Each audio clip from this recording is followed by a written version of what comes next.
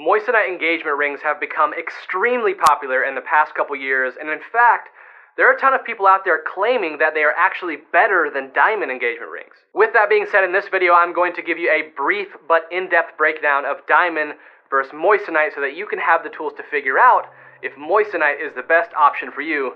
Check it out. Let's start with the basics by breaking down what is moissanite. Much like a diamond, a moissanite is a gemstone and it grows naturally in the earth. However, the caveat is, with moissanites, they are almost always too small to mine out of the ground and put in engagement rings. For that reason, almost all of your moissanite engagement rings are going to have a moissanite gemstone that was lab-grown or man-made. Now let's jump into some side-by-side comparisons of diamond versus moissanite, and then I'm going to give you some buyer recommendations with the number one mistake that buyers make when getting a moissanite engagement ring. Let's start out with durability. As you probably know, the diamond is the hardest natural substance in the world. Number two is actually moissanite. With that being said, in terms of durability of diamond versus moissanite, there's really no difference at all. Now let's move on to clarity. Clarity refers to little inclusions or imperfections in diamonds or moissanite that can make the stone look less attractive. With moissanite, you are pretty much guaranteed no visible flaws.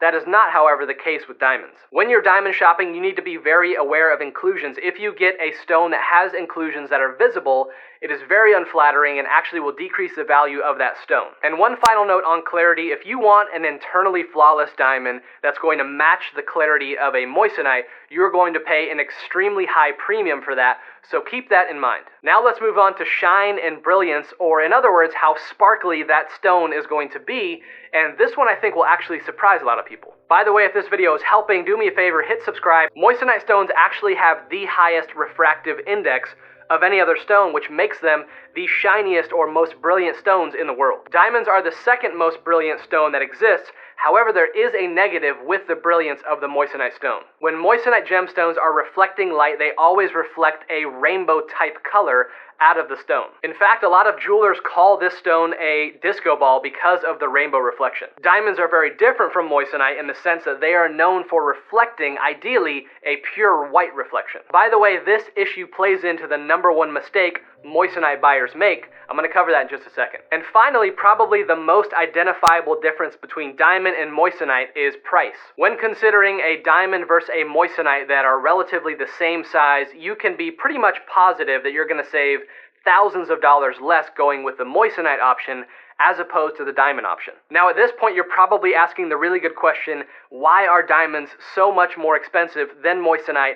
I'm about to break that down in my buying recommendations for you. Now, right off the bat with recommendations, I want to mention that whether you go with diamond or moissanite, these are by far the best two options, I believe, that you can put in an engagement ring. Here are my buying recommendations for moissanite versus diamond, and they are going to be broken down in two major points. The first one is cultural expectation or perception. Obviously, in the US, the diamond has pretty much forever been the standard of what goes in an engagement ring. So if cultural perspective and expectation isn't a big deal to you, then moissanite could be a really good option. But if you want to go with the traditional route, then diamond is obviously going to be your go-to. Now, my second recommendation is where you are going to find the number one biggest mistake that moissanite buyers make, and it has to do with price and subsequently size. Now, if you have an extremely tight budget or you just don't want to spend a fortune on an engagement ring, the moissanite gemstone is by far the best option in my opinion. However, this is the mistake. Because there is so much room within that budget to get a very, very large moissanite stone,